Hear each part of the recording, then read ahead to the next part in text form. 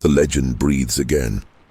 Before the cities rose, before concrete smothered the soil, and before mankind named every shadow and bent nature to its will, there was the forest, a living cathedral of green and darkness, of whispering leaves and howling winds, an endless breathing wilderness, and within it something ancient still walks, something born not of man but of vengeance, of blood, of roots. They call him Curupira.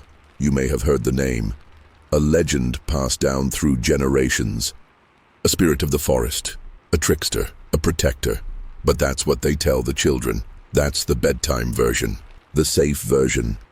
The truth is far darker, far older. He is no sprite, no harmless myth. He is fury given form. His feet, twisted backward, confuse the path of those who chase or flee. His hair, a blaze of flame, marks the last thing many ever see, and his voice, you will never forget it, not in this life, not in the next. This is not a story of redemption, not a fable with a tidy ending. This is a reckoning. So if you've ever broken a branch for sport, carved your name into a tree, hunted for the thrill, or ignored the quiet cries of the wild, he knows your name, and tonight we will walk into the heart of the Amazon, into the darkness where no light survives, into the domain of Curupira. Turn off the lights, put on your headphones, and remember, the forest never forgets. Chapter 1. Thy Whispers beneath the canopy. The air changed the moment the tires left the last trace of gravel.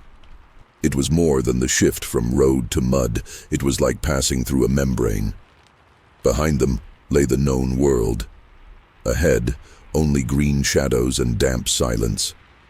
Marco cut the engine and stepped out first, his boots sinking slightly into the wet earth. He stretched, cracked his neck, and lit a cigarette with the kind of nonchalance that came from years of doing things he wasn't proud of. He surveyed the landscape. No cell signal, no sounds of machinery. Just trees, dense, coiled, ancient. This is it, he said, smoke curling from his lips. Untouched. Untapped. Rodrigo hopped out next, heavy-set and impatient, wiping sweat from his forehead. He swung his rifle over his back and gave a low whistle. Looks like a damn wall of green. Elias emerged slowly, wincing as he tested his stiff leg. The limp had worsened over the last year, but he hadn't said a word about it. He ran a hand through thinning grey hair, his expression unreadable. Paolo said nothing as he unloaded the gear. Quiet, methodical. Every movement was calculated, like a man carrying a weight heavier than his backpack. And then came Nando, youngest by far, 17. Face still soft with youth, but eyes older than they should be. He held a wooden charm tightly, an awkward figure carved to resemble a boy with feet turned backward. They stood in silence for a moment.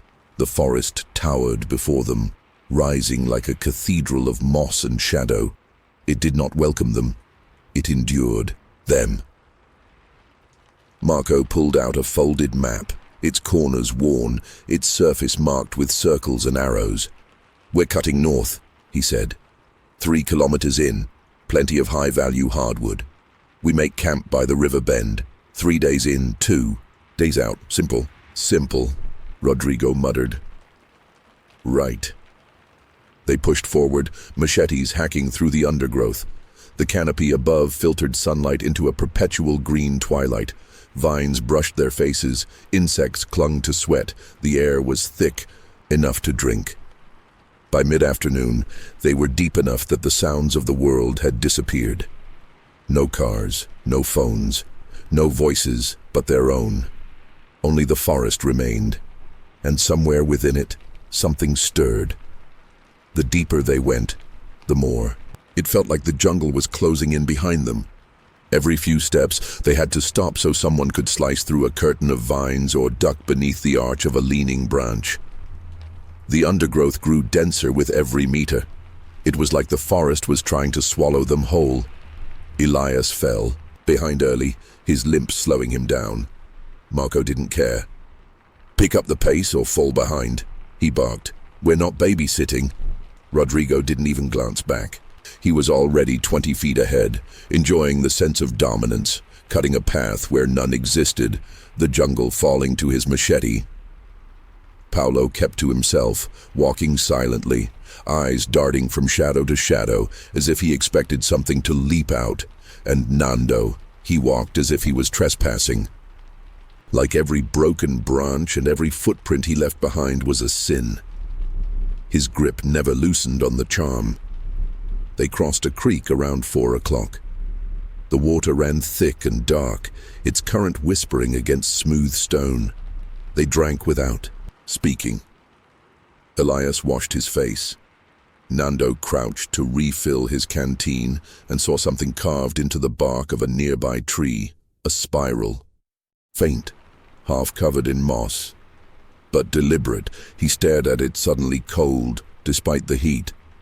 "Something wrong?" Paulo asked. Nando opened his mouth to speak, but Marco called out, "Break's over. Move."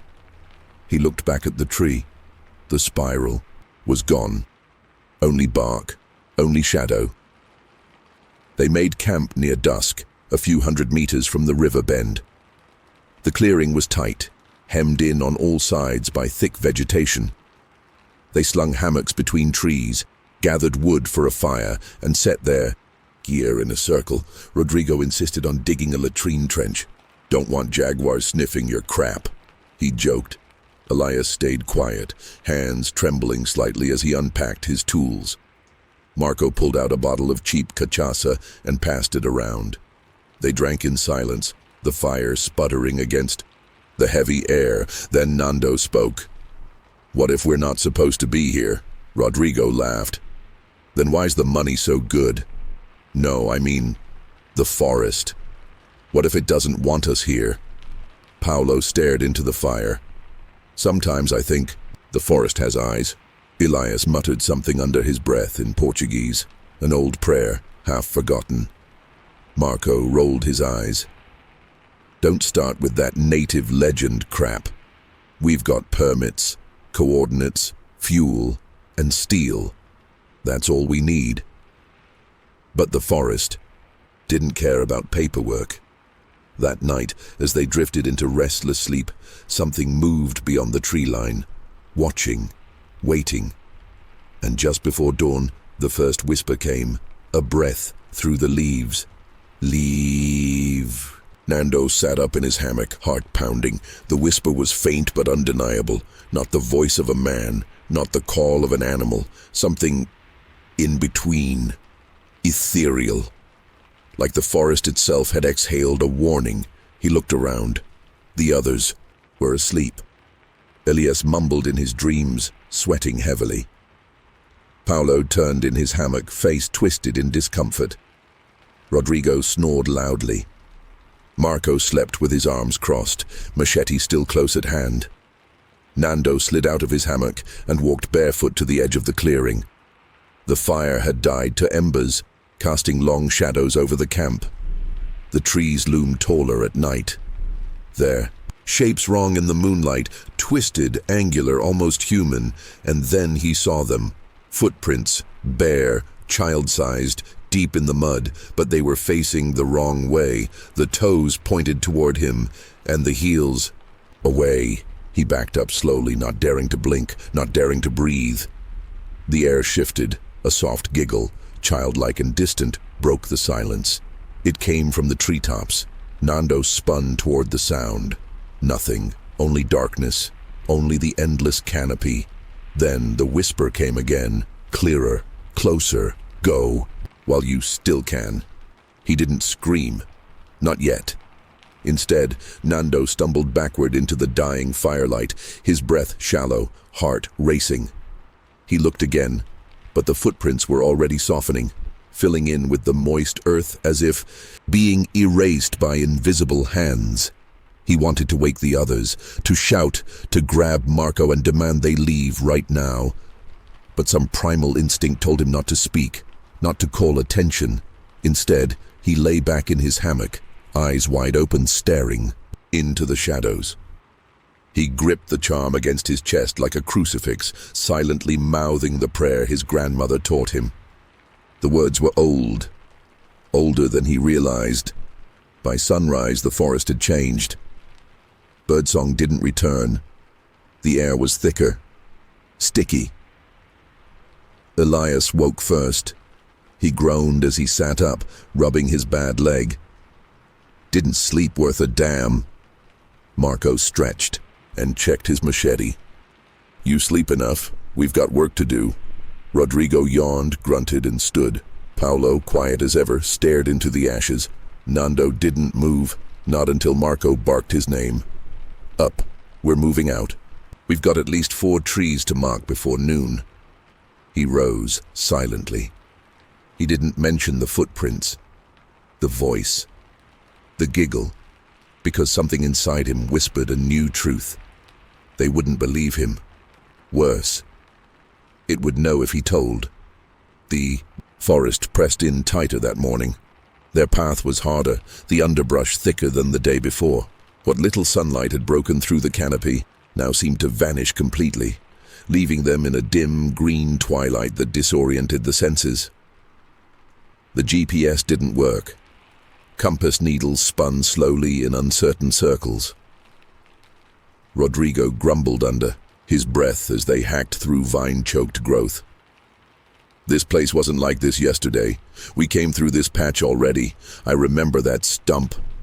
It's the heat, Marco snapped. Messes with your head. Just keep moving. But even he looked uncertain. By midday, the group had only marked 2 trees. The others they selected were already marred. Deep scars in their bark. Spiral patterns gouged into their trunks. Some bled sap that was too dark to be natural. One tree even seemed to hum. Elias leaned against a boulder and wiped his face. I'm telling you, this isn't right. Trees don't grow like this. Paths don't shift like this. Marco glared. We came here to work, not to chase ghost stories. No, Paulo said quietly. The stories are chasing us. The others turned to look at him. He pointed to the dirt. More footprints, bare, small, backward, trailing around the camp perimeter. Rodrigo raised his rifle. I'm done playing. If something's stalking us, it bleeds. Put it down, Elias said. That's not going to help you here. Marco looked back at Nando, who was staring silently into the trees. You've seen something, Marco said. Nando nodded slowly. And you didn't think to say anything? He met Marco's eyes. Would you have listened? They didn't speak after that. That night, the whisper didn't come, but something else did. Laughter, high-pitched, childlike, echoing from every direction. The fire wouldn't stay lit. Rodrigo sat with his back to a tree, finger on the trigger, and at some point in the night, Paulo vanished. No sound. No struggle, just an empty hammock. Dawn brought no light, only gray. The fog rolled in thick, suffocating, wrapping around their camp like cotton soaked in ice water. No one spoke as they gathered near the smoldering remnants of the fire. The only sign of Paulo was the gentle sway of his empty hammock and his boots perfectly aligned beneath it. Rodrigo kicked a rock and snarled. This isn't some animal. This is something else. Something that plays with us. Elias crouched beside the hammock. His gears untouched, knife still here, bags zipped. He didn't pack up. He didn't leave. Marco examined the ground. No drag marks. No trail, only more of those backward prints. They circled the entire camp now, intersecting, overlapping, as if something had danced through the night around them while they slept. Nando didn't speak. He just stared into the mist. The spiral had returned, carved into the side of a nearby tree, deeper now, fresher, and beneath it 3 stones, stacked. Like an offering, Elias whispered. Marco gritted his teeth. We need to move, now. We find high ground, try to get a signal maybe. What, call for help? Rodrigo barked. And tell them what? That we're being hunted by a barefoot kid with flaming hair and backward feet? Nando's voice was hollow. He's not a kid. They turned to him. What did you say? Elias asked. He's not a kid, Nando repeated. He only looks like one. That's part of it. He tricks you. That's what he does. Marco stepped closer. Who told you that? My grandmother. She tell you what to do about it? Rodrigo scoffed. She said, if you hear his voice, don't follow it. If you see his tracks, walk the other way. If you see his eyes, it's already too late. The forest rustled suddenly. A long, slow creaking. Not wind, not animal. The trees were moving. No, not swaying, not reacting, moving, repositioning, changing the path. Rodrigo raised his rifle and fired into the brush. The echo cracked through the mist. Silence, then a giggle. Soft. Behind them, they spun. Nothing, only fog, only trees, only the sound of their breathing, growing shallower. They packed their gear in silence, shoulders tense, eyes constantly scanning the haze that refused to lift. It was late morning, but the sun was still a rumor. Marco led the way, machete in hand, slicing a path that kept curving inward, as if the forest refused to let them walk straight. Every few steps, someone would mutter, Rodrigo swearing under his breath, Elias whispering prayers, Nando repeating, his grandmother's chant like a ward against the creeping dread. They walked for hours, circling. The GPS was useless. The trees, familiar, too familiar. And then, without warning, they stumbled back into the same clearing where they had camped. Same fire pit, same hammocks, same 3 stacked stones, only now there were 4. Rodrigo cursed and threw down his pack. We've been walking in circles. This isn't possible. Marco paced, frantic. No, we moved north. I tracked it, I swear. You're wrong, Rodrigo shouted. Or we're cursed. Either way, we're not alone. Elias knelt by the new stone. There's blood on this one. Everyone froze. The mist thickened. And then, from beyond the trees, a whisper. This time in Marco's voice. Leave, while you still can. Then again in Elias's. They're watching. Then in Paulo's. Help me! Rodrigo screamed and fired again, spinning in place. Show yourself! From the mist, a shadow emerged. Small, still, barefoot, flaming hair. A child, no. Its feet were backward. It grinned. Rodrigo aimed and vanished. Not screamed, not ran, just blinked out of existence. The others stood frozen. Nando dropped to his knees, weeping. Marco fell back. We need to run. We need to run. But the clearing was gone, replaced by a spiral of trees, closing in. They didn't run, not right away, because there was nowhere to run. Where the exit had once been, now stood more trees, tall, identical, unmoving. A perfect spiral of trunks encased them, growing tighter, denser, as if the forest had closed its fist. Marco dropped to his knees, slamming his fists into the ground. This isn't happening. This isn't real. Elias sat, slowly, carefully, his breath shallow. It's real. It's just not ours. Nando didn't move. His eyes were vacant, trained on the exact spot where Rodrigo had disappeared. There was no blood, no flash, just nothing. As if he'd been unmade. Above them, the mist shifted.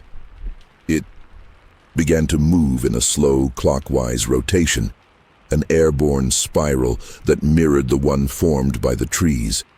The same shape carved into bark, etched into Paulo's abandoned gear.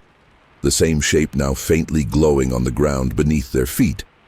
Nando whispered, "We're inside it." Marco looked up. Inside what? The mark. The curse. We're not in the jungle anymore. We're in him. A howl tore through the trees, not a wolf, not a jaguar. Something older, a sound with teeth. Elias began rocking back and forth. We shouldn't have come. We shouldn't have come. Marco stood wide-eyed, turning in place, machete raised. We need to break the circle. We need to dig our way out. He charged the nearest tree and struck. The blade hit bark and bounced. Marco staggered back, wrist numb. What the hell? He struck again. This time the machete shattered. The tree bled. Thick, black-red sap oozed from the wound, hissing as it hit the ground. Where it touched the dirt, mushrooms grew instantly. Tiny, white, and blinking. Blinking. Nando grabbed Elias by the arm. Don't look at them. Don't touch anything. Just close your eyes. Marco backed away, eyes wild. He's coming. I know it. He's coming now. The whisper returned, closer than ever. Who trespasses bleeds. Elias clutched his rosary and began to pray aloud. The words were jumbled, panicked, but earnest. His voice cracked with every syllable. Nando knelt beside him, eyes clenched shut, rocking with the rhythm of the prayer. Marco, now unarmed, circled the clearing like a trapped animal. We have to move. We can't just sit here. We have to do something. Sit down, Elias rasped. It sees movement. It wants fear. But Marco didn't listen. He ran, straight into the spiral, and vanished behind the veil of trees. Nando screamed. Elias reached for him, but it was too late. The spiral snapped shut. A quiet thump echoed behind it. A sickening silence followed, and then the whisper again. A new voice this time. Marco's.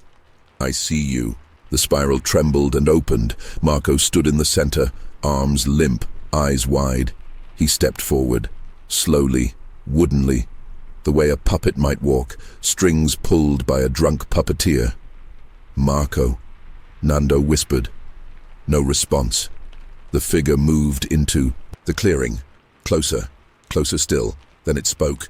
But it wasn't Marco's voice. It was hundreds, a chorus of agony. You were warned. The figure collapsed. When Nando turned the body over, it wasn't Marco's face. It was a mask, carved from wood, with backward feet. Elias screamed. The spiral surged inward, and the forest began to close.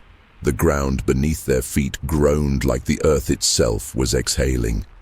Trees swayed though there was no wind. Roots uncurled and slithered like snakes, closing the perimeter inch by inch. Elias and Nando stood frozen, one clutching a rosary, the other a wooden charm. Two different faiths, same fear. Elias, Nando, whispered, We're not going to make it out, are we? Elias didn't answer. He was staring at the mask. It was still warm, still damp. But the eyes, where there should have been holes, reflected light. Not their fire, not the dim sun, but something else, something alive inside the wood. Elias dropped it and stepped back. No more, no more. He ran, limping, stumbling, but running. The forest didn't stop him. It let him go. And Nando understood. It wanted him alone. The fire pit behind him hissed and died. The air grew colder. Above, the mist turned darker, tinged with red. Leaves whispered his name. He turned slowly and saw the child again. Red hair aflame. Feet reversed, skin pale and bark-textured. It stepped forward and spoke, but not with sound, with pressure. The weight of centuries pressed into Nando's chest, into his skull, whispering memories that weren't his, screams, fires, trees falling. Blood spilled on roots, broken promises, stolen land, a forest betrayed, a guardian born. He saw it all, and then the voice came. Inside him, you were warned. The jungle is not yours. The figure raised its hand. The spiral burned into the earth, and the world went dark. Darkness wasn't absence, it was presence. It had weight, temperature, memory. In that void, Nando didn't fall. He floated. suspended between dream and punishment. He heard screams, but they weren't his. Not yet. Images flickered in the black, colonial soldiers burning trees, machines razing acres of untouched land, families weeping over poisoned rivers, animals with glassy eyes as fires closed in, and somewhere in those flames, the boy, watching, always watching.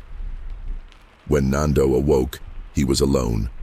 No clearing, no fire pit, no Elias, just trees. Taller now, silent, staring. His charm lay beside him, split in two. He stood slowly, body aching as if he'd been buried for days. His breath came in sharp gasps. There was no trail, no direction, no sound, and then a whisper. Only it wasn't warning him anymore.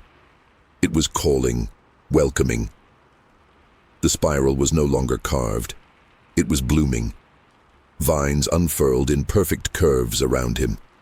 Petals shaped like teeth opened in the soil. The air shimmered with heat, and from the center of the spiral rose a figure, taller now, older, still backward feet, still fire for hair, but its eyes, they held sorrow and judgment. Curupira extended a hand. Nando didn't run, he stepped forward, and the forest swallowed him. Chapter 2. Backward footprints, not in the way of peace, but in the way of aftermath, like the silence that follows a scream or the stillness left behind after something has died. Somewhere deep among the tangled canopy and steaming earth, Elias opened his eyes. He was alone. There was no fire pit, no camp, no spiral, just trees, endless pressing trees. His first thought was of Nando. His second thought, blunt, loud and sickening, was the memory of Rodrigo vanishing. Gone, erased, not even a sound. Elias pushed himself up, every joint aching like it had aged a decade overnight. His breath came in short bursts. The air was thick, moist, and choked with the scent of rotting fruit and something sharper, like rust or blood. He reached for his rosary. Gone. Only a thin rope remained around his neck, frayed at the break, and then he saw them. Footprints. Fresh, bare, pointing. The wrong way. They formed a half circle around where he had slept, if he had slept at all. His heart thudded violently in his chest. He staggered to his feet, looking for his pack, his tools, anything familiar. Nothing, he shouted. "Nando!" Only the birds answered, but even they sounded afraid. He picked a direction, any direction, and walked. Not with purpose, but with hope. Or maybe denial. He walked for hours.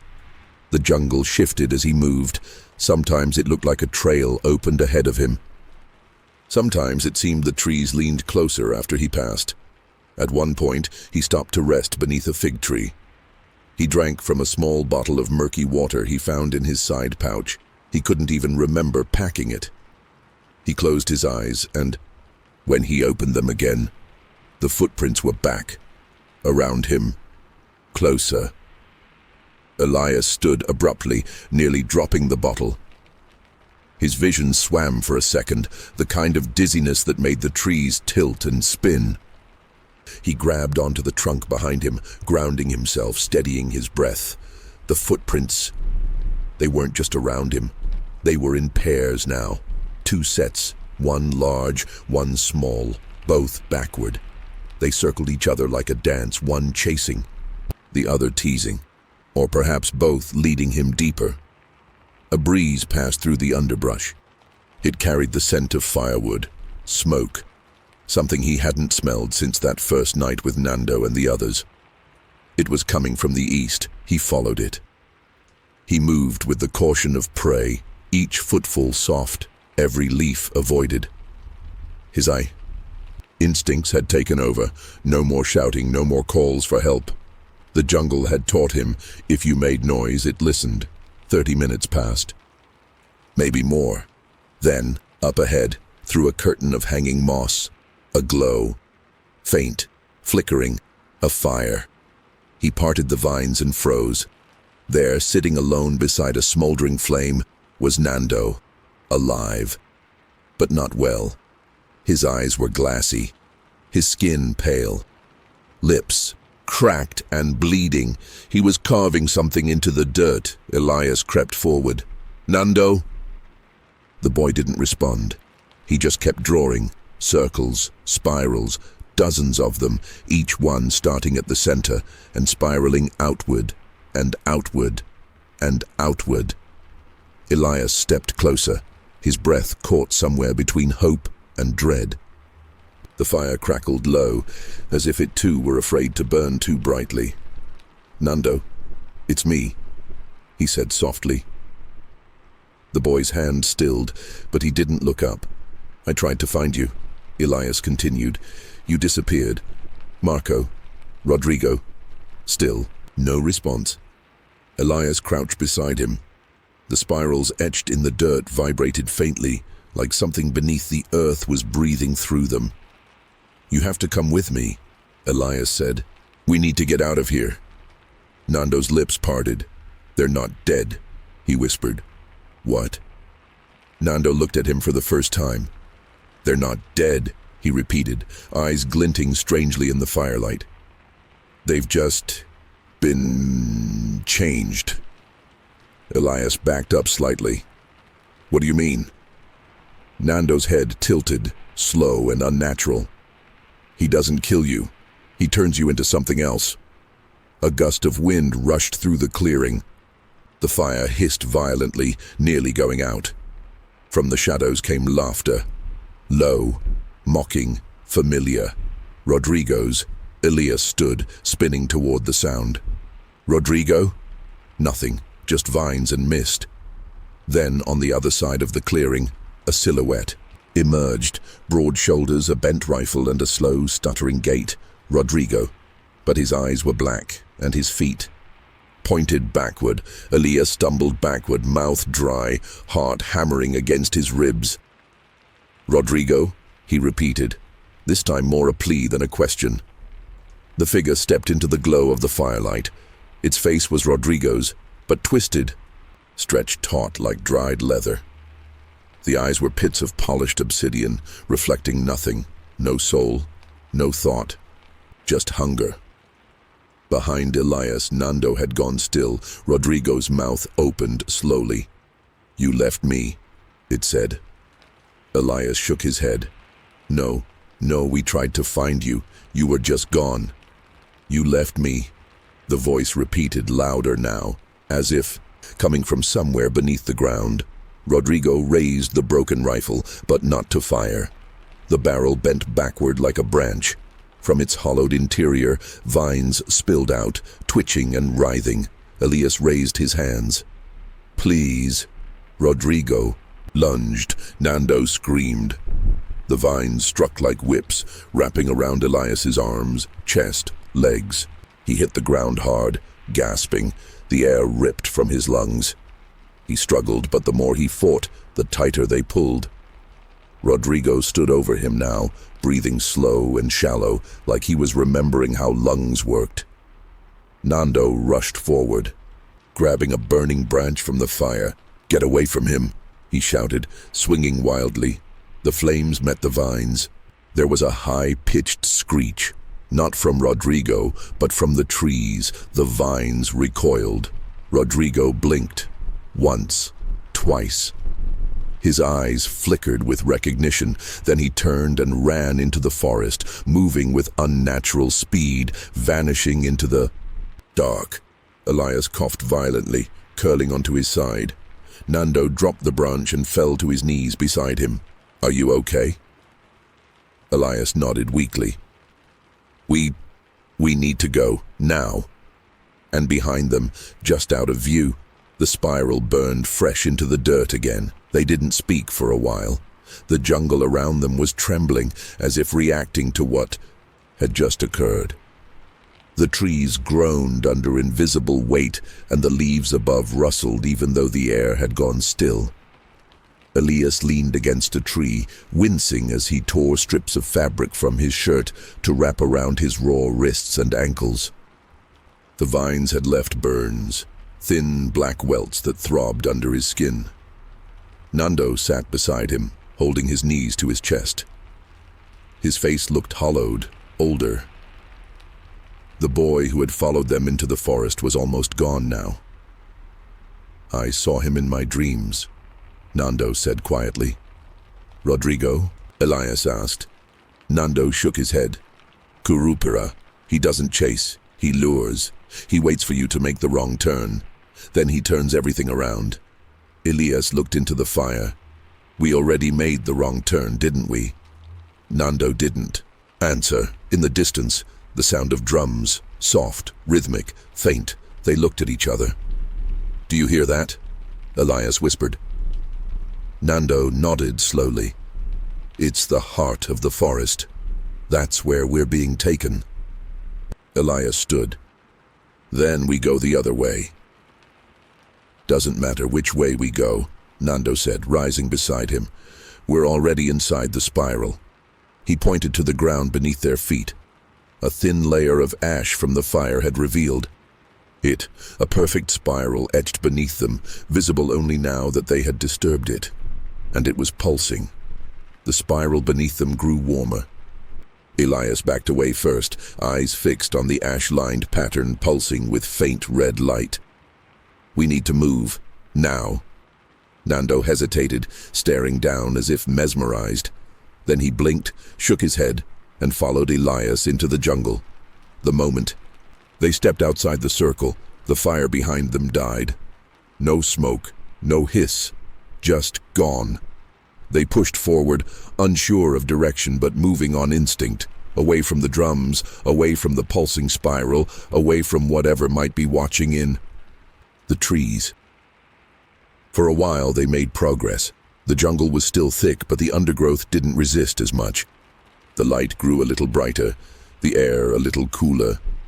Then they found the rope. It was tied between two trees, sagging low with weight. Hanging from it, 6 wooden carvings. Children, each with backward feet, each with hair painted red. The last one looked like Nando. He turned and vomited.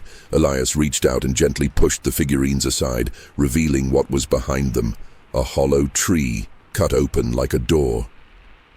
Inside, more spirals, painted in blood. Nando wiped his mouth. "We're not going to make it out of here, are we?" Elias didn't answer. He was staring at the carvings again. One of them had just blinked. Elias grabbed Nando by the arm and pulled him away from the carvings. "Don't look at them. Don't stop. Just walk." They moved quickly, leaving the rope and its horrible ornaments swaying behind them. The jungle seemed to breathe around them, exhaling hot, wet air with every step they took. Something had changed. The colors were too sharp now. Leaves greener than green, bark so dark it looked burned. The sound of their footsteps was muffled, like the ground was absorbing the noise. For a long time, they didn't speak.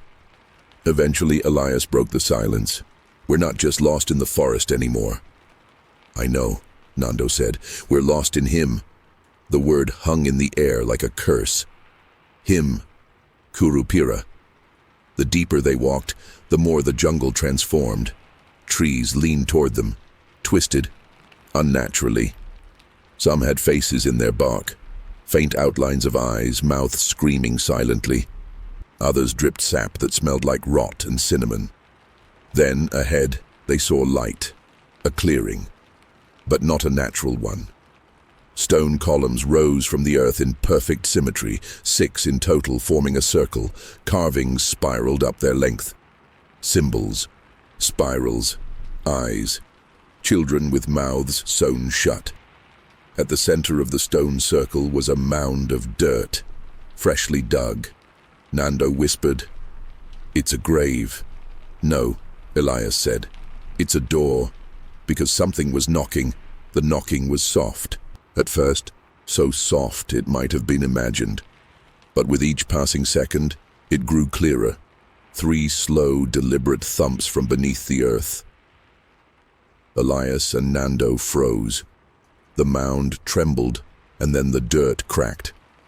A thin vine pushed its way out of the soil like a hand reaching for help. It twisted as it rose, spiraling like a corkscrew, pulsing with a dim red glow. Nando stepped back, but Elias held him steady. "Wait," he whispered. "Watch." The vine stopped. A moment of stillness. Then, a voice, not spoken aloud, not heard with ears, inside them, witness. The world around them shifted. Colors bled, the sky turned black, and in a blink they were no longer standing in the jungle. They were somewhere older, colder. Beneath the ground, stone walls stretched around them, covered in markings, spirals, symbols. Names, faces, all etched in glowing sap. They stood in a chamber. At its center, a tree, dead, hollow, split open like a mouth mid-scream. Inside the trunk something moved, curled, small. A boy. Red hair, backward feet, eyes closed, sleeping. But then, he opened them. The boy's eyes glowed, dim at first like embers beneath ash, then brighter, sharper, as if stoked by recognition. Elias staggered backward. "He sees us." "No," Nando said, almost breathless. "He remembers us." The chamber vibrated with a low hum, not mechanical but organic. The tree pulsed once, and from its roots emerged more vines, not reaching outward, but spiraling into the air, forming symbols mid-air like ink suspended in water. The symbols hovered, rearranged, formed words neither man could read, and yet they understood. "You broke the pact, your fathers, and their fathers. You took and never gave. You cut the roots and burned the bones." The boy, Curupira, stepped from the tree, not walking, floating. His backward feet hovered inches from the ground. Each movement echoed like branches cracking. He reached out, not violently but gently, toward Nando. Nando didn't flinch. "I dreamed this," he whispered. "My whole life. He's not angry, he's mourning," Elias whispered. "Then why is he killing us?" Nando looked down. "Because mourning doesn't mean mercy." Curupira touched Nando's forehead, and the world went white. The white light pulsed, then dimmed, and suddenly Elias was falling. Down, down, into nothing. The chamber, the tree, the boy, all gone. Only sound remained. Wind, rushing like a storm through his ears. A scream, not his own, but ancient and layered, like 100 voices stacked together, crying out in pain. When he landed, it wasn't with a crash. It was with silence. He opened his eyes. He stood in the middle of the original clearing. The fire pit was intact. The hammocks were hung. Rodrigo's pack rested where he'd left it, but no one else was there. Elias turned in a slow circle.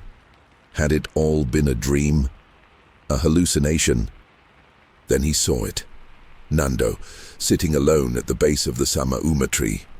But something was wrong. His head hung low, hair matted with sap. Spirals had been drawn on his arms, his face, even his eyelids. Elias stepped forward. "Nando," the boy raised, his head slowly, his eyes were glowing faintly. "He showed me everything," Nando said, his voice calm. "He didn't want vengeance, he wanted remembrance." "What happened?" Elias asked, his voice hoarse. "We walked into a memory so old it forgot how to die," Nando said. "Now it lives through us." A breeze whispered through the trees. Elias looked down. The spiral had returned, etched beneath both of them, and it was growing. Chapter 3. The forest eats the living. The jungle no longer pretended to be a place. It had become a presence, and that presence was hungry. The third day began with silence, so complete, so unnatural, it felt like a blanket thrown over the world. The usual insect calls were gone. No birdsong, no frogs. Even the wind held its breath. Elias woke to the feeling of being watched, not by an animal, by the forest itself. He sat up slowly. The fire pit was cold. Nando was gone. Only a trail of backward footprints remained, pressed deeply into the mud. The end of the trail, something shimmered in the air like heat off asphalt, a veil, a threshold. He stood and followed. The veil bent as Elias stepped through it, clinging to his skin like oil. On the other side, everything was the same. And yet, not. The trees loomed closer, their bark slick and glistening like flesh. The sky above had darkened unnaturally, though the sun had not yet set. The trail of backward footprints led him deeper, winding through roots that twitched beneath his boots. Every few steps, the jungle seemed to breathe in, as if it were inhaling his presence. He found Nando beside a stream, kneeling, hands submerged in the current. But the water was flowing backward. Elias froze. "Nando." The boy didn't look up. "They're not going to let us out," Nando said softly. "Not yet." "Who?" Elias asked, stepping closer. Nando turned, eyes wide and shining. "The ones below. The roots remember everything. Every lie, every tree cut, every scream of an animal dying afraid. And they've been waiting." A rustling in the brush behind them. Elias spun, raising a broken branch like a weapon. A figure emerged. Not Rodrigo, not Marco, not Paulo. A man covered in moss, face half consumed by bark. His skin was cracked like tree bark, his teeth made of splinters. He was smiling. Nando whispered, "He was a logger once." The moss-covered man opened his mouth. From it came not words, but the sound of chainsaws, screaming metal and wood bursting apart. Then silence. And then the forest answered. The answering sound came from every direction. Not just the echo of chainsaws, but the groaning of trees twisting, the rattling hiss of dry leaves scraping together, the low moan of roots shifting underground, and beneath it all, a heartbeat, slow, measured. Elias dropped the branch. His hands trembled. The moss-covered man began walking toward them, slow and deliberate. Wherever his feet touched, fungus bloomed, white and pulsing like breath. "We need to go," Elias whispered. Nando didn't move. "It's too late." "But..." Elias pulled him up. "No, not yet." They ran, through twisted undergrowth, past trees with faces frozen in pain, over roots that moved like snakes trying to catch their ankles. The forest shrieked behind them. Somewhere in the chaos the moss-covered man laughed, and then the laughter turned into fire. A bright red glow surged through the jungle like veins, igniting in the trees. Flames licked up from the earth, not consuming but illuminating, revealing bones buried in the roots. Dozens, hundreds. Nando cried out. They broke through a line of twisted vines and stumbled into a wide glade. At its center stood a massive tree, hollow, blackened by age and rot. Its base was surrounded by wooden masks, hundreds of them, all different, all staring, and at the top of the trunk, nailed into the bark, was a man, still breathing, still blinking. Rodrigo. Rodrigo's mouth opened, but no words came out, only a faint wheeze, a gurgle that might have once been a scream. His eyes darted to Elias, then to Nando, then up to the sky. He blinked rapidly as though trying to send a message with only the movement of his eyes. Nando took a step forward, but Elias grabbed his arm. "Wait, look at his feet." Rodrigo's boots were gone. His bare feet dangled against the bark. The toes pointed outward, but the heels, they faced forward. "Oh no," Nando whispered. "He's becoming one of them." The masks around the base of the tree rattled. The noise was subtle, like teeth clacking. Elias stepped back, pulling Nando with him. "We can't help him, not like this." Rodrigo let out another breath. Then something inside him shifted. The bark beneath his spine split open, and vines crawled from the tree into his back. He convulsed. Nando turned away, burying his face. Elias forced himself to watch. "I don't think this place kills us," he said. "I think it uses us." Rodrigo stopped moving. His eyes remained open, and from behind them, deep in the hollow of the glade, a voice echoed, "One more." The tree pulsed. The glade shifted. The ground split open behind the roots, revealing a stairway of bone. The stairway descended into darkness, the steps uneven and slick with moss and rot. Bone jutted from the dirt walls, femurs, ribs, vertebrae, intertwined, with roots pulsing faintly beneath translucent bark. Nando hesitated at the top. "We don't have to go down there," he said. "We could turn back. Try another way." Elias shook his head. "There is no other way. You said it yourself. We're already inside it. The only way out is through." They descended together, the air growing colder with every step. The light from the glade disappeared above them, swallowed by the twisting earth. Elias lit a small flare from his belt, its red light casting dancing shadows against the bone walls. The spiral appeared again, not drawn or carved, grown. The roots formed it naturally, curling around the passage, tightening the deeper they went. Elias brushed his fingers along one as they passed. It pulsed beneath his touch like a vein. At the bottom, the tunnel opened into a wide chamber. It was quiet. Too quiet. The floor was made of layered skulls, all facing upward. In the center of the room stood a figure, not a child, not an adult, something in between. Its eyes were closed. Its feet were backward. Its hands were covered in bark, and in one of those hands was Elias's rosary. Elias froze. The flare in his hand flickered, casting erratic shadows across the chamber walls. The figure didn't move, didn't breathe, but it radiated presence, like a monument carved from something older than wood or stone. He took one cautious step forward. That's mine."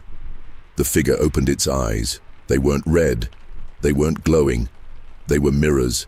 Elias saw himself reflected in them, not as he was, but as he had been. Younger, stronger, holding an axe over his shoulder, a cigarette between his teeth, and no care in the world for the land beneath him. The figure blinked. Now it showed another image. Him kneeling beside a fallen tree, blood on the bark, a nest shattered at the roots. Elias dropped the flare. It sputtered, then died, plunging them into darkness. The eyes still glowed. "Why are you showing me this?" he whispered. The figure raised the rosary and placed it on the floor.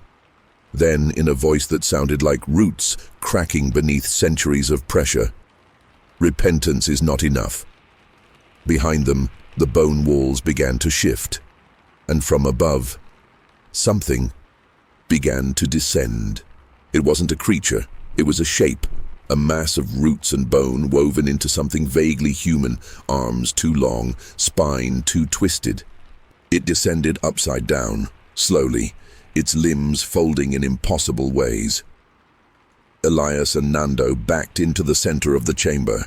The figure with the mirrored eyes remained still, as if waiting to see what they would choose. The descending shape hit the floor with a wet thud. It crawled. Bones cracked beneath it as it slithered toward them, vines dragging behind like veins ripped from soil.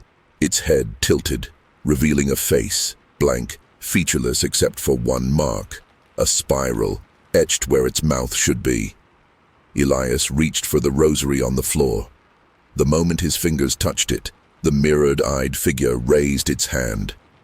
The crawling thing froze. Time fractured. Nando gasped as everything around them bent, walls twisting into new corridors, the skull floor cracking and blooming into flowers made of cartilage, and then they were standing back in the forest, at dusk, the chamber gone, the bones gone, the figure gone. But the spiral, it was burned into the ground beneath their feet. A voice echoed through the trees. "One must stay. Nando turned to Elias. "Did you hear it?" Elias nodded, staring at the spiral beneath their feet. "One must stay." The jungle around them remained silent, as if holding its breath. Elias scanned the trees. Maybe it was just a warning, a trick. Nando didn't move. "No, it's part of the deal. One always stays. That's how the forest remembers." Elias stepped back. "No, we're leaving, together." But even as he said it, he felt the weight settle on his chest, the same weight that had followed them since the first spiral. The truth hung in the air like smoke. Someone had to be part of the story now, part of the roots, a living sacrifice for memory.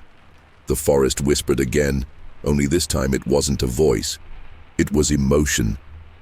Grief. Elias looked at Nando, and Nando looked back. "I'll do it," Nando said. "No." Elias shook his head violently. "You're just a kid." Nando smiled softly. "No, I'm not." He stepped toward the spiral. The ground pulsed, the trees bent slightly inward. "I've seen it all," Nando whispered. "I know what they did to the land, what they did to him. I can carry it. I understand it now." Elias reached for him, but vines rose gently from the earth, holding Elias back, not violently, kindly. "Go," Nando said. "Tell them, tell everyone." And then, without sound, the forest closed behind Elias. He was alone. Chapter 4. Red Hair in the Firelight. They never found Nando's body. Elias told the story again and again, to authorities, journalists, researchers. He described the backward footprints, the spiral carvings, the whispers that weren't wind, the fire-haired boy with the eyes that weren't human. No one believed him. Eventually, no one even pretended to listen. Years passed. Elias grew old, but the forest never did. He stayed away from it, moved to the city, took a job cleaning municipal buildings, kept his head down. But some nights, when the wind blew just right, he would smell smoke, hear drums, taste earth. And one night, sitting by his apartment window, Elias saw it again. Boy, across the street. Red hair, pale skin, bare feet, standing under a flickering streetlight. He was smiling. Elias didn't move. He couldn't. The boy stood completely still, eyes glowing faintly in the low yellow light. He didn't wave. Didn't blink. Just smiled. Elias closed the curtain, breath shallow. His hands trembled. He hadn't seen the spiral in years. Had convinced himself it was over, that the forest had taken what it needed and gone back to sleep. But the forest doesn't sleep. That night, Elias dreamed of fire. Flames rose from between the floorboards of his apartment. Vines curled out of the electrical outlets. A tree grew through the wall of his kitchen, cracking plaster and tearing through the ceiling. He turned to run, but every door led to the forest. And in every corner of the dream, someone whispered, "Tell them. Tell everyone." He woke, gasping. He could still smell the smoke, still hear the drums. The next morning, Elias packed a small bag. Water, notebook, pen, flashlight, compass. He took the earliest bus to the edge of the jungle. It had been decades since he'd been back. The path was overgrown, but his feet remembered it. He walked. As the shadows grew long and the trees thickened, Elias found the first spiral carved into a tree trunk, old, nearly hidden beneath moss. He touched it, and the air whispered, "We remember you." The trees closed around him like they knew him. Birdsong died away. The wind stilled. Elias kept walking. Each step was an echo of the past, of machetes hacking, boots stomping, laughter that had no reverence for what lay underfoot. Now there was no machete, no noise, only steps and the whisper of moss beneath boots. He passed the old river bend. The water flowed backward. He passed the stump where Paulo had left his folded shirt. There was a new spiral carved into the side, and above it, a child's handprint. Elias's heart pounded. He knelt, pressed his hand to the print. A shock ran up his arm, a flash. Nando, smiling, then burning, then gone. Elias stumbled back, fell to the earth. When he stood, the forest had changed, the trees had moved again, and a new path had opened at the end of it. Firelight, flickering red and orange through the leaves, and the sound of drums. The drums were steady, not loud, not fast. Just steady, like a second heartbeat beneath the earth. Elias followed the flickering light, drawn forward like a moth. His limbs moved of their own accord, each step lighter, more dreamlike. The path opened into a circular clearing, lined with standing stones covered in moss and lichen. Firelight danced from a pit at the center, crackling beneath a sky that no longer held stars. And there, seated on the far side of the flame, was Nando. Not a child, not a man, something in between. He looked up. His eyes glowed softly, like embers, not quite extinguished.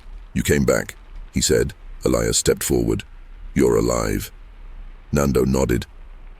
In a way, the forest moved around them, subtle, listening. "They let me remember," Nando said. "And in return, I became their voice." He gestured to the fire. "You have to see what I saw, what they showed me, before you leave, if you want to leave at all." Elias approached the flames. The smoke rose in spirals, and in the twisting light, he began to see. The fire cracked, and within its twisting smoke, Elias saw memories not his own. He saw the forest before names, before borders, a cathedral of green and silence, ruled by stillness and respect. Then came the outsiders. Boots trampled sacred paths. Blades carved trees that had never known pain. Guns silenced birdsong. Fire replaced prayer, and the forest screamed, but no one heard. Until he did. Curupira, born, not of flesh but of sorrow and vengeance. His backward feet carried him forward into myth, into every shattered nest, into every dying root. Elias saw the first offering, a child left beneath the Samauma tree, eyes wide, lips sealed, an innocent, given to balance a debt. He saw the red hair burn into existence, the boy walking backward into the shadows. And then Elias saw himself, younger, sharper, swinging an axe, splitting a branch that bled like a throat. Behind him, Curupira watched, waiting. Forgiveness had been offered once, it would not be again. Elias stumbled back from the fire. Nando's eyes didn't blink. "Now you understand," he said, and the drums began again. The sound of the drums was deeper now, slower. It wasn't just noise, it was rhythm, memory, pulse, a warning, a summons. Elias backed away from the fire. His breath clouded in the sudden chill, though the flames still licked the air hungrily. "Why me?" he asked. "Why show me all this?" Nando rose. "Because you were the only one who left and remembered. I didn't ask to remember. But you did." Nando stepped into the firelight, and Elias saw what had changed. His feet twisted backward. He wasn't the boy anymore. He wasn't just a witness. He had become a keeper. Nando held out his hand. "It's your choice, Elias. You can leave again. Forget. Pretend none of it happened." Elias stared at the offered hand, trembling. "And if I stay? Then the forest speaks through you too." The drums faded, the fire dimmed, and the spiral beneath their feet began to glow. Elias stood in the flickering glow of the spiral, its light pulsing like a heartbeat beneath his boots. The silence between him and Nando felt heavy, thick with fate. He glanced over his shoulder. The path behind him was gone. No clearing, no trail, just trees. Infinite. Watching. "I'm tired," Elias whispered. "Tired of running. Tired of pretending this place didn't take part of me." Nando didn't speak. He only waited. Elias knelt slowly and placed his hand on the spiral. It burned, but not with pain, with memory. Visions flooded his mind. Rodrigo nailed to the tree. Paolo folded into the roots. Marco devoured by his own fear. The red-haired child, both weeping and grinning, walking backward into flame. And Nando, young, brave, still watching from somewhere deep within the green. The spiral pulsed once, then the forest sighed. Leaves shimmered in unison. Roots curled gently back into the soil. The drums stopped. When Elias looked up, Nando was gone. Only the fire remained, and a single backward footprint burned into the dirt. Chapter 5. The Spiral Mark. The spiral no longer marked trees. It marked people. On Elias's left forearm, faint but present, the shape had appeared overnight. Not a bruise, not a cut, something deeper, as if it had always been there, waiting to rise to the surface. He rubbed at it uselessly. It didn't hurt, but it hummed. By morning, the spiral glowed faintly beneath his skin like a coal in ash. He was still in the forest, somewhere deeper now.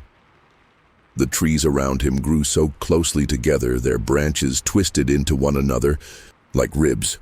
There was no clear sky, no real path, only what the spiral inside him seemed to direct. Elias moved forward. Each step was slower than the last, as if the ground beneath him became less earth and more memory. The forest did not resist his presence, it absorbed him. He began to hear voices again, not whispers now. Full voices, conversations, his own voice among them, faint echoes of laughter from the first camp, Rodrigo shouting at the trees, Marco planning their extraction, Paolo humming quietly by the fire. All of it wrong, because none of them had happened here. But the forest remembered, and it wanted Elias to remember too. Elias stumbled through the hallucinated memories like they were his own flesh, burning, twisting, real. Every step further into the jungle felt like stepping into the folds of a living, dreaming thing. He passed a tree with Rodrigo's machete embedded in its trunk. Only Rodrigo never dropped it there. Further on, a hammock swayed between two trees with no wind. An empty shirt folded perfectly on the ground beneath it. Paolo. Elias closed his eyes. This isn't real. But the spiral on his arm throbbed with heat. The forest disagreed. Somewhere deeper, he heard a child's laughter. The red-haired boy. The Curupira. Elias began to run. The forest bent. Roots parted for him, leaves recoiled, and then he reached it. A clearing he had never seen, but recognized. Dozens of spirals burned into the soil. At the center stood a tree larger than any he had ever known. Its trunk was twisted like a rope, its bark pulsed faintly with red veins. At its base, resting calmly, was a mask carved from wood, Curupira's face, and beside it, a mirror. Elias stepped forward. In the reflection, he saw himself, but not as he was, as he would become.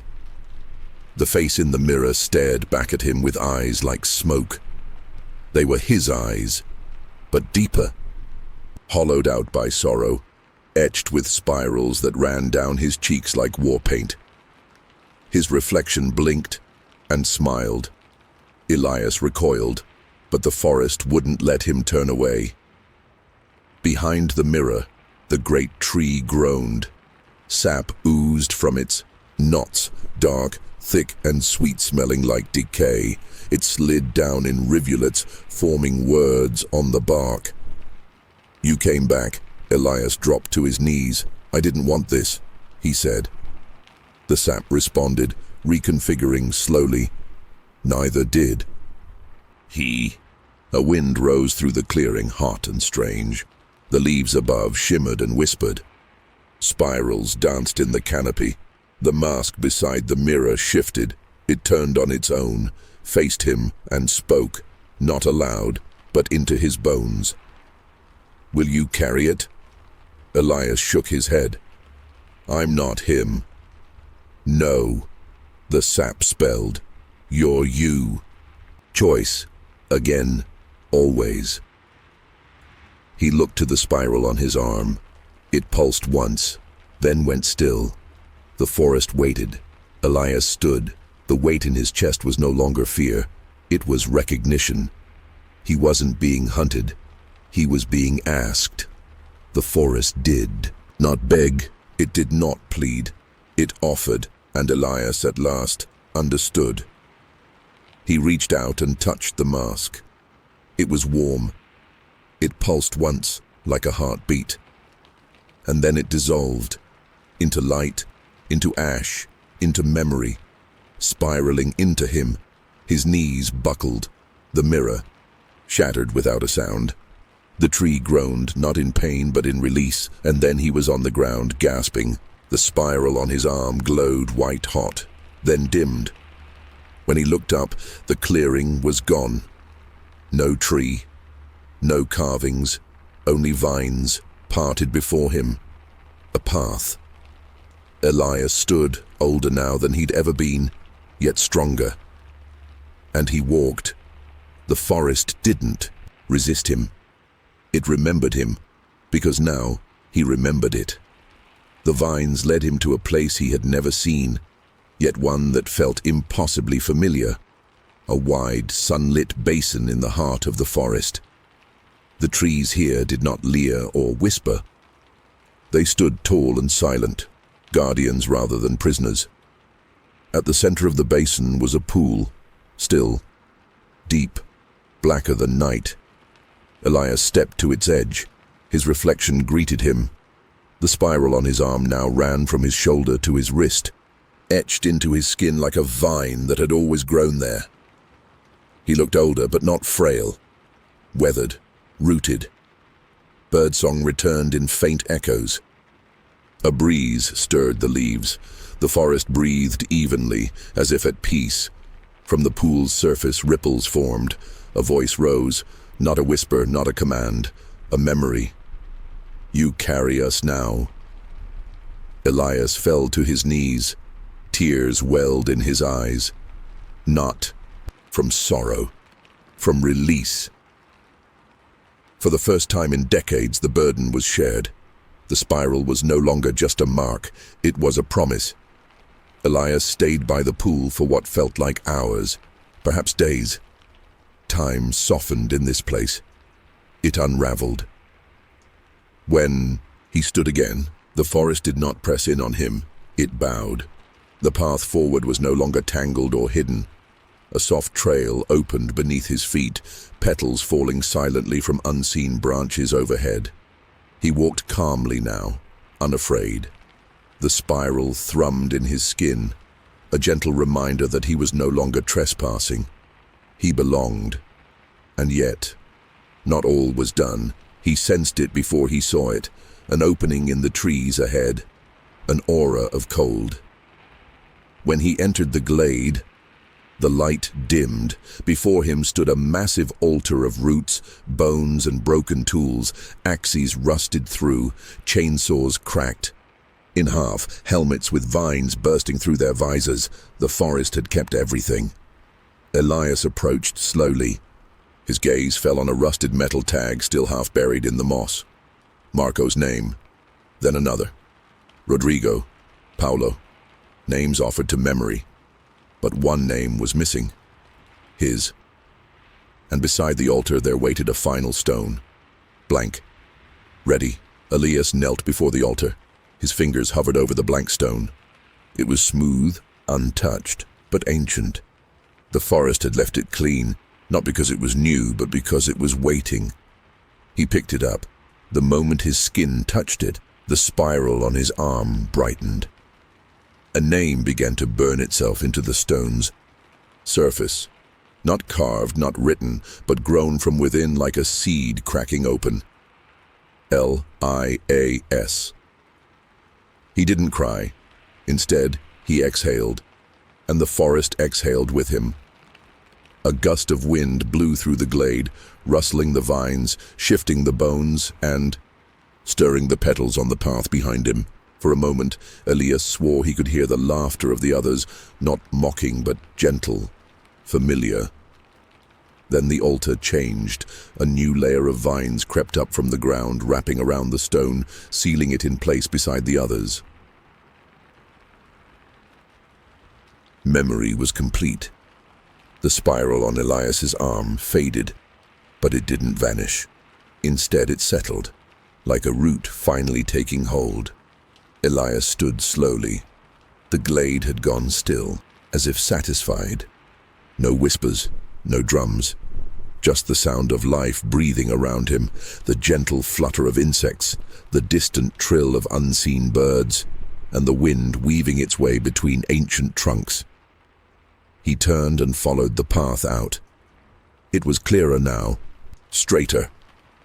The vines no longer reached for his legs, the trees no longer loomed with warning, the spiral no longer pulsed in fear, it glowed with understanding. He passed the site of the old camp. No trace of fire, no hammocks. Only a single tree, the Sama-Uma. It had grown taller, broader, its roots stretching like arms across the forest floor.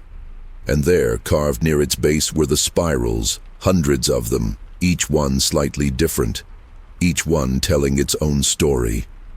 Elias placed his hand on the trunk. A warmth filled his chest. Then a voice behind him, soft, familiar. "Do they believe you now?" He turned. Nando stood in the shade, barefoot, eyes calm. Elias smiled. "They will." Nando nodded. "Good, because soon there will be others." The forest shivered. Somewhere far beyond the trees, the sound of engines, men coming, steel coming, and the spiral began to glow again. Chapter 6. The sound of bones. The jungle was hungry again. It began with the vibration of chainsaws. Then came the boots. Heavy, loud, drenched in confidence. A new group had arrived. Contractors, loggers, men with thick gloves and thicker wallets. They had permits and permission, blueprints and machines, but none of them had respect. Their leader, a man named Almeida, waved his crew forward. "Cut everything in the northern quadrant. We'll start with the tallest. More bark, more money." They laughed, lit cigarettes, marked trees. None of them noticed the spirals carved low into the trunks. Not until it was too late. The first tree fell at noon. It took 3 men and nearly an hour to bring it down. The chainsaw groaned, choking against the thick wood. When it finally cracked, the sound it made wasn't just the shatter of fibers, it was a scream. The men laughed it off until they saw the sap. It ran black, thick as molasses, sticky as blood. "Looks infected," one of them muttered. Almeida approached the stump. "It's nothing. Cut the next." But the saws stopped working. One by one, the machines sputtered, choked, and died. The fuel was full. The blades were sharp, but the trees refused. Roots shifted underfoot. A worker tripped and fell face first into a patch of moss that wasn't moss at all. It writhed. He screamed. They pulled him out, his face covered in spirals, welts that burned through the skin as if branded from below. Then came the laughter. Distant at first, childlike. And behind it, the sound of bones knocking together like wind chimes. The forest had awoken, and it was hungry. Almeida called for backup. Radios crackled. No answer. He tried again, walking away from the others, deeper into the trees. "Base camp, respond. This is Sector North. We've had a..." Static, then a whisper. "Leave." Almeida froze. He looked behind him. No one there, but the radio hissed again. You were warned. Back at the site, the men began to argue. The moss-faced worker writhed in pain, each breath drawing new spirals under his skin. And then the trees groaned, branches bent, not from weight but will. From above, something dropped. A body, wrapped in vines, eyes wide open. It was one of their own, but his spine was bent backward, his feet twisted in reverse. Almeida returned just in time to see the others scatter, but there was no path. Every direction led back to the clearing, every path circled. The spiral had formed. They were inside it now, and the sound of bones grew louder. The forest wasn't just alive, it was coordinated. Roots coiled around boots, branches scraped the sky, and then plunged downward, snapping like whips. One of the workers, a man named Teixeira, screamed as vines pulled him into the underbrush. His cries echoed, then choked. Then silence. Almeida grabbed an axe. Regroup now, but his words were lost in chaos. The men ran in all directions, but every escape bled into the same clearing, like the jungle had rewritten itself to trap them. More bodies appeared, hanging from trees, eyes open, mouths twisted in terror, and the spirals.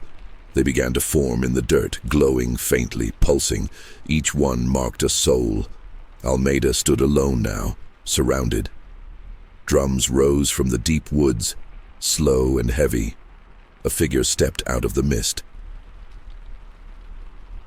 Not a child, not a man. Red hair, backward feet, a crown of bone and bark. Curupira. Almeida raised his axe. The forest laughed. Almeida swung. The axe passed through smoke. Curupira dissolved, then reappeared behind him, silent and grinning.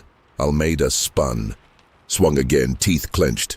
The blade sank deep into the trunk of a tree instead, wedging into the wood. The tree bled. Red sap oozed over the axe head, hissing as it touched the steel. Almeida backed away, panting. Then the whispers returned. Not from the trees, from inside. His head. You were warned. You saw the signs. You ignored them. The spirals on the ground began to turn, slowly spinning as if drawn by unseen hands. Almeida dropped the axe. He turned and ran, through fog, through vines, through voices, and burst into a wide open space lit by flickering flame, a circle of masks. Stared back at him, wooden faces nailed to poles, all grinning, all carved with backward eyes. At the center stood a child, red hair, bare feet, a spiral carved into his chest. Almeida fell to his knees. The drums stopped, and the bones began to sing. The sound was unlike anything Almeida had ever heard. Not melody, not rhythm, but memory. The bones sang of every tree felled, every animal driven from its home, every root torn up by machinery. Their chorus was low and mournful, echoing through the forest like a wave of grief. Almeida clutched his ears, but the sound was inside him. It came from his ribs, his teeth, the marrow of his bones. His skin began to crawl, not metaphorically. It moved. Tiny roots slithered from his sleeves, his collar, his boots. They wrapped around his limbs, burrowed beneath his nails, pressed against his spine. The child stepped forward. Curupira no longer grinned. He looked at Almeida with a face full of sorrow. "This was not ours to give," he said, his voice like creaking wood. "But you took it." Almeida opened his mouth to scream, but roots filled his throat. The spiral burned itself into his chest, and the circle of masks turned inward. They began to hum. Low, resonant, and Almeida was gone. The humming didn't stop. Even after Almeida disappeared into the soil, even after the circle of masks stilled, the vibration remained. Low, deep, like the forest was digesting. The remaining crew, those who had scattered into the green, heard it too.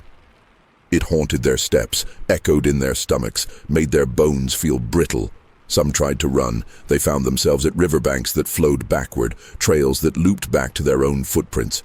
One man climbed a tree and found himself staring down at the back of his own head. Another screamed until his voice became birdsong. They broke, one by one, and the forest recorded them all. Each man became another name, another stone, another spiral. And by the time the company sent a recovery team, there was no camp to be found, only silence, only green.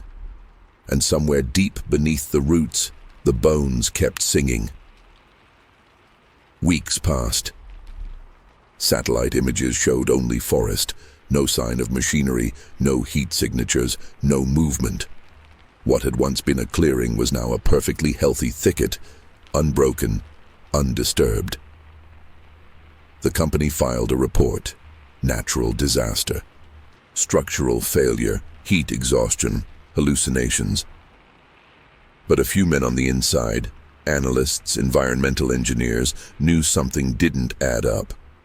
One of them, a young technician named Lara, requested access to archived satellite scans. She compared them frame by frame, pixel by pixel, and found something. Every image at every hour, on every day, had one anomaly, a shadow, always in the same place. Roughly child-sized, facing away from the camera. Its feet, backward. She showed it to her supervisor. He told her to delete it. She didn't. That night, as she drove home, she passed the edge of a forest preserve and saw him, in the firelight of a roadside offering. Red hair, bare feet, smiling. Chapter 7. All Circles. Return. Not all who entered the spiral were taken. Some were changed. Elias lived long enough to see others come and go. Tourists, hikers, surveyors. Most left with nothing more than bug bites and blurry photos, but a few stayed too long. And the forest remembered them. In a village near the southern edge of the jungle, rumors began to grow of red-haired children seen near the old paths, of trees that bled when cut, of songs at night that had no singer. No one believed the stories, of course. Not until the rain season of '98, when the water refused to rise and animals walked backward through the streets. A local teacher, Marta, recorded the events in her journal. She wrote of waking one night to find her dog staring at the wall, tail between its legs, growling at nothing. She followed his gaze and saw a handprint, low, small, pressed into the wood, backward. The handprint was gone by morning, but the dog wouldn't enter the room again. Marta tried to dismiss it, chalk it up to a bad dream, a trick of the light. But deep down, she knew something was wrong. The villagers knew too. That week, 3 children went missing. They were last seen playing near the edge of the forest. The only clue left behind was a single line of barefoot tracks, leading into the trees, all backward. Search parties entered the jungle. Experienced men, hunters. None returned, except one, an old man named Caesar. He came back with empty eyes and moss growing between his fingers. He never spoke again. At night he sat on his porch staring into the woods, humming a tune no one recognized. Was the same rhythm the bones once sang. Marta visited Cesar often, not out of pity, but because she couldn't stop dreaming about the tune he hummed.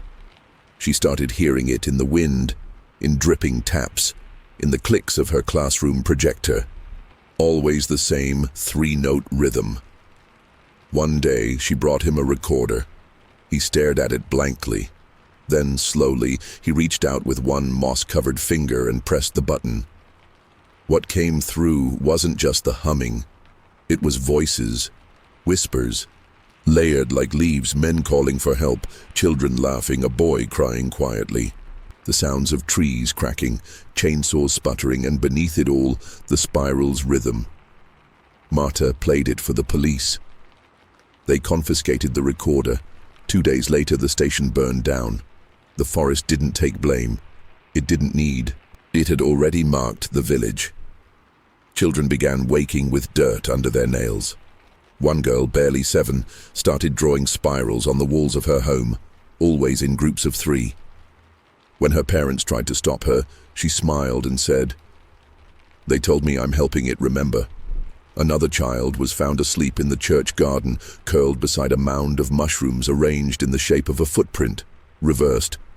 Soon after, the priest left town. He said the trees spoke Latin in his dreams. Marta tried to remain rational, but the signs were too many. She dug into archives, old reports, folklore. There were patterns, cycles, always 40 years apart, always near water, always beginning with a spiral. She mapped them, every mark, every disappearance, every whispered name, and at the center of her map, like the pupil of a great green eye, was the forest, the same forest where Elias once walked, the same forest that never forgets. Marta followed the signs. One evening, she packed a bag with water, matches, a camera, and her grandfather's machete, still sharp after 60 years. She left a note on her desk. "If I don't return, don't follow, just listen." She entered the forest on the longest night of the year. No wind, no moon, just trees, and within an hour, she was lost. But she didn't panic. She sat, she waited, she listened. And the forest answered, drums. Soft at first, then a light, flickering orange fire through the brush. She walked toward it and found the circle. Masks stared at her from the dark, and in the center, barefoot and smiling, was a child with red hair. Didn't speak. He held out a hand. She took it, and the spiral opened beneath her. Marta didn't fall. She drifted. The spiral carried her downward like water down a drain, through layers of memory and soil and rot. She saw flashes, glimpses of lives the forest had claimed, a logger pinned to a root, still breathing, a boy dancing in reverse around a fire, Elias whispering prayers beneath the Sama Uma. When she landed, the world was red. Everything glowed, as if lit by a sun that never moved. She stood on a forest floor made of bones and moss, the trees around her pulsing slowly like lungs. The child still held her hand, only now he looked older, or maybe just older than time. He pointed to a tree split open in the center. Inside, spirals moved across its heart like gears. A voice, soft and low, whispered, "Show us what you carry." Marta reached into her bag. She pulled out the journal, her grandfather's notes, her own, maps, patterns, sketches. She laid them on the roots, and the tree sighed. The sigh from the tree rippled through the roots beneath Marta's feet. It was as if the forest itself had drawn a breath after holding it for decades. Leaves rustled without wind. The child stepped back into the light. He wasn't smiling anymore. Instead, he looked at Marta with a quiet reverence. "You saw," he said, "and you wrote it down." Marta nodded slowly. "I thought it might help others understand," she whispered. "It will," the boy said, "if they listen." The tree's spiraling heart began to glow. One of the gears shifted, revealing a shallow alcove within the trunk. The child gestured. "Place it there." Marta stepped forward. Her hands didn't tremble. She placed the journal in the hollow. The roots moved, wrapped around the book, not crushing it, but cradling it, as if claiming it. The spiral in the tree's core pulsed brightly, then faded. The clearing dimmed, and the child, no longer a child, said, "You may go." Marta stepped back. The air around her shifted, warmer now, filled with scents she couldn't name, but recognized in her bones. Rain-soaked bark, ash, old prayers. The spiral on the tree slowly closed, the alcove sealing behind her offering. Not erasing, preserving. The boy, Curupira, faded into the shadows. He didn't run. He receded, as if becoming part of the trees again. Marta turned. A path had formed behind her, lit faintly by fireflies. She followed it.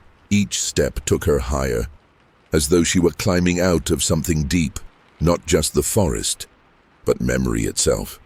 When she emerged into moonlight, the village lights blinked far away across the basin. She looked down at her hand. The spiral was there now. Faint, but permanent. She smiled, not because it was over, but because she knew what to do next. Chapter 8. The forest will take you. The spiral does not end, it only widens, and as it widens, it consumes. Across the continent, others began to dream of trees they'd never seen. A botanist in Peru woke screaming with the taste of soil in her mouth. A missionary in Bolivia found a child curled at the altar, smiling, red-haired, barefoot. A filmmaker in São Paulo edited drone footage only to discover spirals burned into clearings that hadn't been there the day before. None of them knew each other, but they were being called. The forest had no borders, no flag, no name on a map. Only memory. And now, that memory was waking up everywhere. It started small, reversed footprints in construction zones, wildlife refusing to enter certain zones, equipment failing near unmarked glades. Then came the voices, not heard aloud, but inside, always the same message: return what was taken. Governments ignored it, companies denied it, but the forest didn't need their belief. It needed time, and it had plenty. Entire expeditions vanished, maps shifted.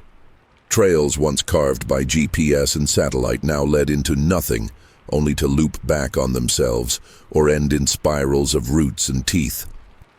Back in the village, Marta began receiving letters. Handwritten, no stamps, no return addresses. Some were in Spanish, others in Portuguese. One was in a language she didn't recognize, formed entirely of spirals and geometric shapes. They all said the same thing: you've seen it. You must speak. And so she did. She published the journal, printed the maps, uploaded the recordings. The videos were deleted within hours. Her account was banned, but the seed had been planted. And in silence, the forest smiled. In the cities, they mocked her. They called it folklore, fear-mongering, jungle superstition. But in quiet corners of university basements and behind closed doors in government buildings, others whispered. Because the evidence wasn't just anecdotal anymore.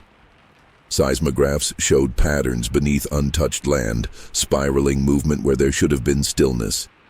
Drones flew into clear skies and returned with corrupted footage, frames overwritten with symbols. Some pilots didn't return at all. Rescue team deployed to investigate a missing survey crew found only a clearing. Empty. Except for one thing: a child's wooden mask nailed to a stump, and below it, a journal page pinned by a root. It read, "We entered without permission. Now we belong to memory." The spiral had spread beyond trees. It crept into soil sensors, appeared in cloud formations, showed up in the way flocks of birds moved or how rivers curved where they hadn't before. A team of biologists studying fungal networks discovered a vast underground mycelium, ancient and impossibly organized, shaped in loops that coiled inward. Spirals. Their report was never published. The lead scientist resigned. Her replacement went missing a month later. Meanwhile, people kept dreaming of red-haired children standing at the edges of beds, of voices humming through bedroom walls, of spirals burned into doorframes that vanished by morning. One man drew them, compulsively, on mirrors and notebooks on his own skin. When asked why, he simply said, "It's calling us home."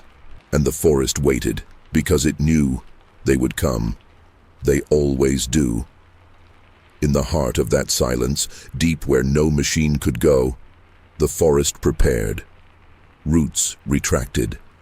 Paths straightened. The spiral expanded inward, drawing time and memory along with it. And beneath the oldest tree, beneath the Samauma that had watched centuries pass, a heartbeat stirred in the soil. Elias, he had not died. He had become. The spiral pulsed softly in his chest. No longer a mark, but a rhythm. He did not speak, he did not breathe, but he remembered, and through him, the forest remembered too. When Marta returned to the edge of the forest years later, older, wiser, marked, she did not walk in. She simply stood, and from within the green, the spiral lit faintly at her feet. Welcome back. Marta did not need to speak. The forest already knew her name. The trees leaned slightly in her direction, a gesture of recognition. The same wind that once threatened to strip the breath from her lungs now circled gently around her, whispering in tones only she could understand. She placed a hand on the bark of the nearest tree, and it pulsed. Not a tremor. A welcome. The spiral on her hand glowed, softly mirroring the shape now growing along the tree's surface. She knelt and opened her notebook, an older one, nearly falling apart, and added a single new line beneath the final entry. They no longer remember what. They forgot, but I do. She closed the book and left it at the edge of the forest. Then, turning her back to the trees, she walked away. This time, they did not call her back, because they knew she would return. Elsewhere, in a city lit by flickering neon and veiled in smog, a child awoke screaming. His parents rushed in, but he couldn't explain the dream, couldn't find the words for spirals, red hair, or the voice that hummed in the trees. All he could do was point to the floor. There, drawn in, charcoal on the hardwood, was a perfect spiral. He didn't remember drawing it. Later that week, a botanist dissecting a leaf under a microscope found veins forming impossible patterns, swirls within swirls. The sample came from a tree never before catalogued. She submitted her findings. The sample disappeared. Her grant was revoked, and that night she dreamt of fire. In every place the spiral had touched, something had been planted, not just memory, but warning. The forest would not forget, and eventually, it would not forgive. In a university lecture hall in Canada, a professor presented a new theory of ecological consciousness, one rooted in forgotten mythology and non-linear memory. He showed images of spirals in ancient cultures, satellite anomalies over the Amazon, and blurred photos of red-haired children at the edge of remote clearings. The class laughed, but one student didn't. That night, she stayed behind. "Where did you get those photos?" she asked. The professor hesitated, then handed her a small envelope, yellowed and unmarked. Inside were Polaroids, undated, unstamped, depicting the same forest from different angles. Each one bore the same mark scratched into a corner. She took them home. And the next morning, a spiral had appeared in her bathroom mirror, etched into the steam, and through it, a face, red-haired, smiling. In the weeks that followed, her friends noticed changes. She no longer wore bright colors. She stopped using mirrors altogether, and when she spoke, her voice had a rhythm. 3 beats, always 3. She dropped out of school, moved into the woods outside the city, and from time to time, hikers reported a girl walking backwards along the river, arms stretched to the canopy, humming something that didn't belong to any language. Researchers tried to find her. They found spirals burned into the bark of maple trees. One scientist traced the pattern and went blind. Another refused to leave the site and eventually dug a pit beneath his own tent. When found, he had built a nest of roots inside it and carved words into his chest. I heard it. Now the forest doesn't only speak from one place. It speaks through those it marked, and they are everywhere. In a museum archive in Europe, a curator unboxed a shipment of artifacts from an undocumented dig near the Andes. Inside were fragments of clay tablets, wood carvings, and a single scrap of aged fabric bearing a spiral stitched in blood-colored thread. He placed the items under a protective glass. That night, the alarm went off. Security footage showed no intruder, only that the spiral had moved. By morning, it was pressed against the inside of the glass, a perfect imprint. Across the world, those who studied the forest began to speak in dreams. Some woke with sap in their mouths, others woke facing the foot of their beds. The spiral was no longer an invitation. It was a tide, and it was rising.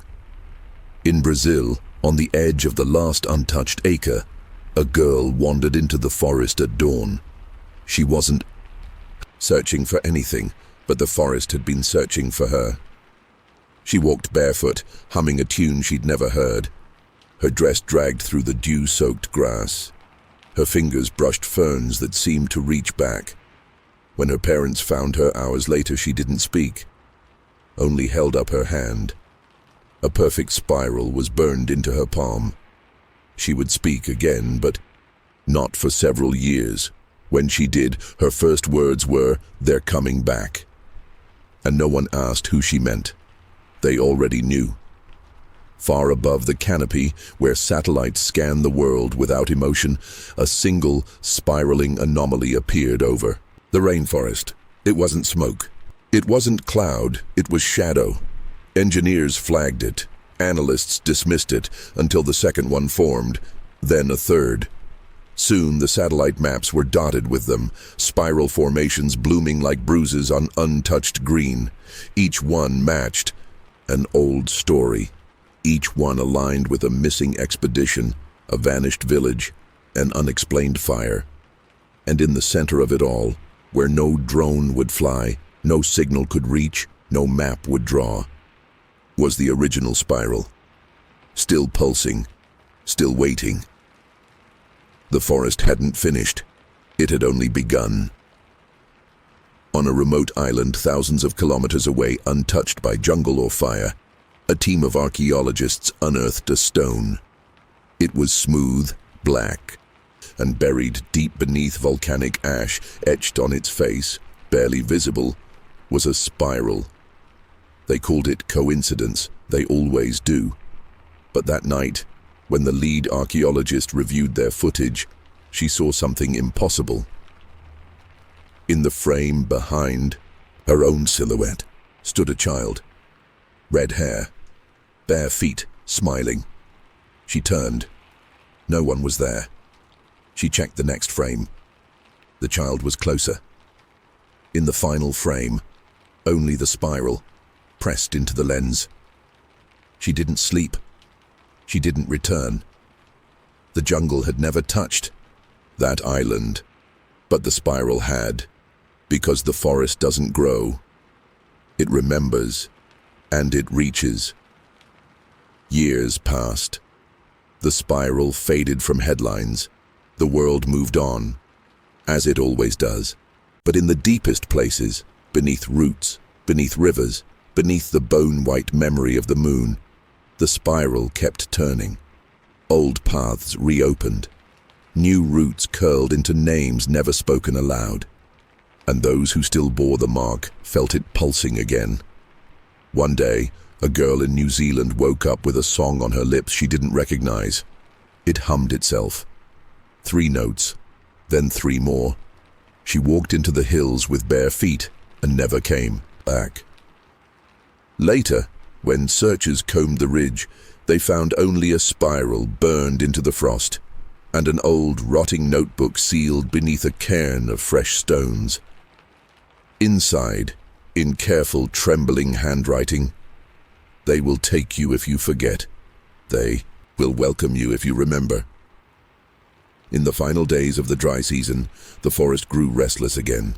Animals fled its borders. Birds flew in frantic spirals before vanishing into the sky, and somewhere deep in the dark, the drums returned. Not loud, but constant.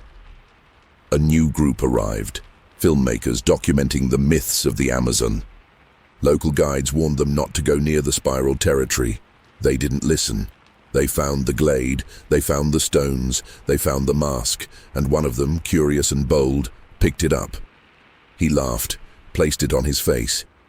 The others filmed, until he screamed, until he vanished, until the footage stopped recording and only showed the spiral, looping, pulsing, calling. The footage leaked, not through television, not through cinema, but through nightmares. Those who watched it claimed it wasn't just video, it was memory, a feeling, a scent of moss and fire, a vibration beneath their skin. The spiral appeared on their screens, then on their mirrors, then beneath their fingernails. Some disappeared, some forgot how to walk forward. One woman was found on the edge of a public park in the city center, face down, hands buried in the dirt, humming something no one recognized. When she stood, her eyes were pitch black. She simply said, "He's walking again." And all the birds in the trees behind her turned at once and flew backward. Cities were no longer safe. The spiral crept into concrete, into steel, into the reflections of buildings and the quiet folds of alleys. People began to disappear, not in crowds, but alone, silently, one by one. At bus stops, in elevators, in restroom stalls where the mirrors fogged with shapes they hadn't drawn. Some returned, changed, their footsteps reversed, their voices only spoken in whispers. They no longer blinked, and when asked where they had been, they simply said, "Home." Hospitals couldn't diagnose them. Therapists refused to treat them. But those who listened closely, who leaned in, always heard the same thing beneath their breath. The spiral turning, the spiral calling. A documentary crew tried to trace the phenomenon. They followed stories across continents, from ghost towns in Brazil to spiral sightings in Japan, from vanishing hikers in Alaska to strange rhythms heard in Kenyan forest preserves. They never released the film. Only the editor returned. He wouldn't speak. He had carved a spiral into every wall of his apartment, floor to ceiling, every room. When asked what happened, he wept and pointed to his own shadow. In it, the silhouette of a child, hair like fire, feet facing the wrong way, smiling. The footage was destroyed, but the spiral remained. Because now, even stories belong to it, even memory, even us. In a remote forest, far from any known path, something bloomed. It wasn't a flower, it wasn't a tree. It was a structure, woven of bark and hair, shaped like a rib cage, pulsing with the breath of something ancient. Inside, a spiral glowed from the floor, carved not into stone or wood, but into bone. It sang, a soft, low lullaby. And around it sat children, barefoot, red-haired, all humming in unison. None of them spoke, not yet, but one stood, turned toward the dark, and smiled, because he heard someone coming. Footsteps, new ones, unaware, uninvited, unforgiven. The footsteps belonged to a young man named Raphael, a researcher, ecologist, hopeful documentarian. He wasn't there to exploit or to conquer.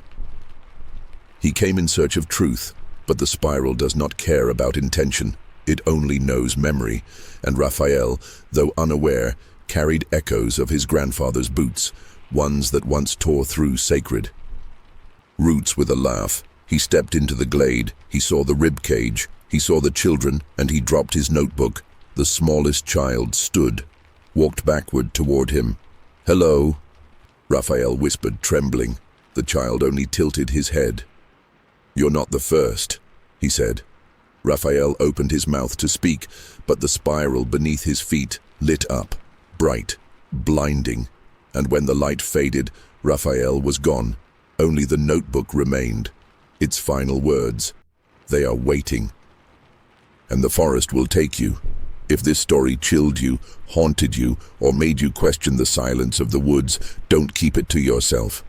Share it, repost it, Tell it out loud, because memory is how the spiral grows, and those who forget are the first to be taken. Subscribe to the channel, turn on notifications. New horrors arrive soon, and you won't hear them coming. Join us before the forest does.